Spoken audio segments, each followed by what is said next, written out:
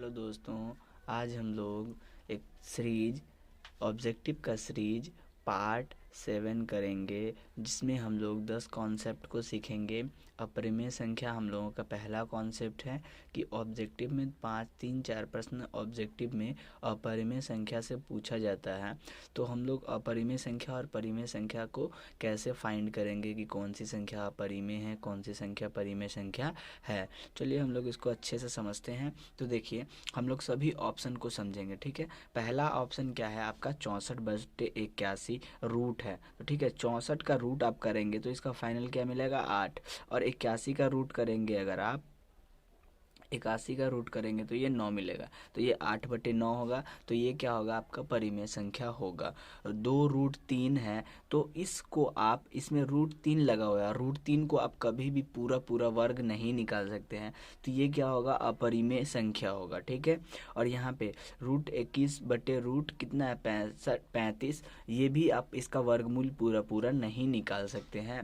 तो ये भी क्या हो जाएगा आपका अपरिमेय संख्या हो जाएगा। ठीक है, ये परिमेय है, ऐसा ऑप्शन में रहे तो अपरिमेय, ये रहे तो अपरिमेय।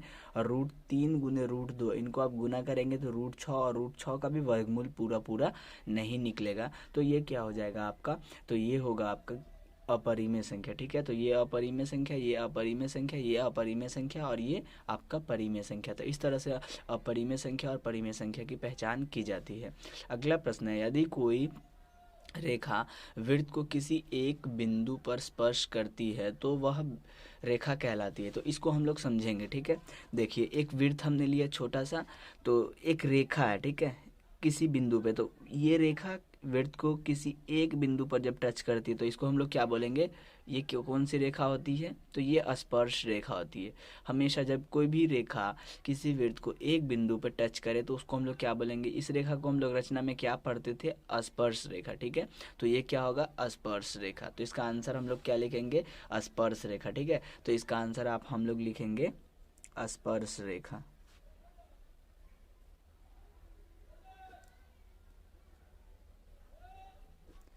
अगला कॉन्सेप्ट है, यदि P1 2P1 4P1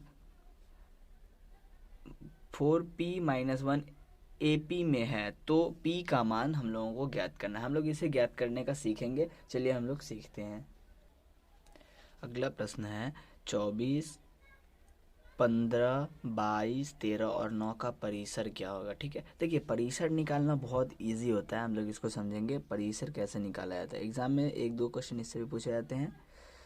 परिसर, तो देखिए, परिसर में क्या होता है, इसमें जो भी सबसे बड़ी संख्या होंगी ना, जैसे 24, 15, 22, 13 और 9, तो सबसे बड़ी संख्या क्या है 24 है। तो हम लोग क्या लिखेंगे 24, माइनस का चिन्ह देंगे, माइनस। उसके बाद इसमें से जो सबसे छोटी संख्या होगी ना उसको लेंगे।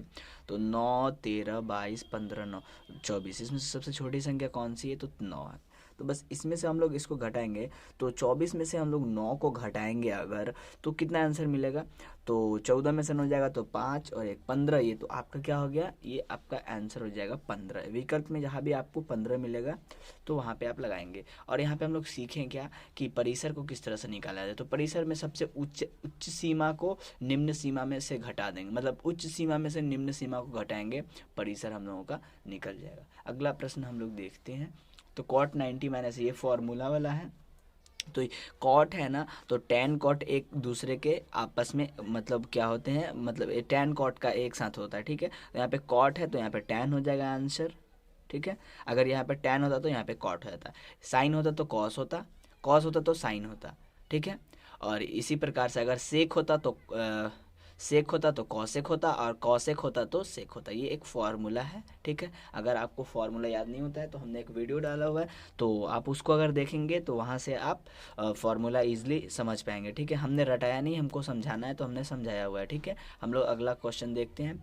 तो देखिए, दो त्रिभुज समरूप होते हैं यदि, तो पहला कंडीशन उसका क्या है वो हम लोग देखेंगे कि दो समरूप त्रिभुज समरूप होते हैं। देखिए, पहला कंडीशन होता है कि यदि उनके संगत कोण बराबर हो। ठीक है, यदि उनके संगत कोण बराबर हो, पहला कंडीशन होता है यदि उनके संगत कोण बराबर हो। तो इस कंडीशन में भी त्रिभुज क्या होंगे, समरूप होंगे। ठीक है, समरूप होंगे, दो त्रिभुज समरूप होंगे। विकल्प में ये होगा तो हम लोग जहाँ पे ये होगा वहाँ पे टिक करेंगे।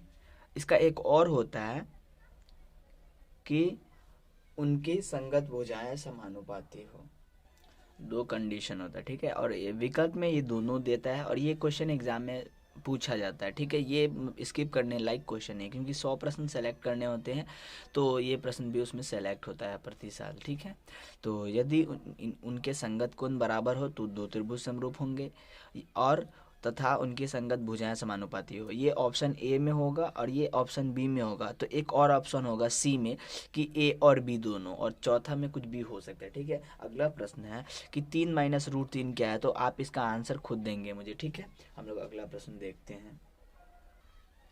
तो ये भी प्रश्न जो हमने लिया हुआ है 11.2, 3, 5, 6, 4 ऐसे ऐसे करके जो है, तो मतलब ऐसे प्रश्न को हम लोग क्या बोलेंगे, ये संख्या जो है वो कौन सी संख्या है, तो हम लोग इसको समझेंगे, ठीक है। यहाँ पे शोर होता है तो उसके लिए हम माफ़ी चाहते हैं, बट आपको यहाँ पे ध्यान देना है, इसके आगे पीछे इसके बैकग्राउंड में जो भी आवाज़ हैं उन पे आपको ध्यान नहीं देना, ठीक है। 11.2, 3, 5, 6, 4 देखिए, जब भी किसी संख्या पे ऐसा रेकरिंग लग जाए, दैट मीन्स वो संख्या बार बार रिपीट होगी, ठीक है। वो संख्या जब बार बार रिपीट होगी तो वो संख्या क्या है कि वो पी बटे क्यू के रूप में पूर्ण रूप से नहीं होगा। क्यों? क्योंकि हम लोग पी में अगर क्यू से भाग दे रहे हैं, तो जब संख्या पी क्यू वाली संख्या से पी वाली संख्या पूरा पूरा कट जाता है तो वो होता है पी बटे क्यू के रूप में, ठीक है। अगर नहीं करता है तो वो संख्या पी बटे क्यू के रूप में नहीं होता है। तो क्या ये संख्या पी बटे क्यू के रूप में होगा? तो आंसर है नहीं। तो जब ये संख्या पी बटे क्यू के रूप में नहीं हो पाएगा तो ये संख्या कौन सी संख्या होगी? अपरिमेय संख्या, ठीक है। पी बटे क्यू के रूप में होता तो परिमेय होता, पी बटे क्यू के रूप में नहीं आया तो क्या हो गया? ये अपरिमेय संख्या। तो इसका आंसर क्या होगा? अपरिमेय संख्या, ठीक है। तो इसका आंसर हम लोग समझे कि अपरिमेय संख्या। अगला प्रश्न क्या है?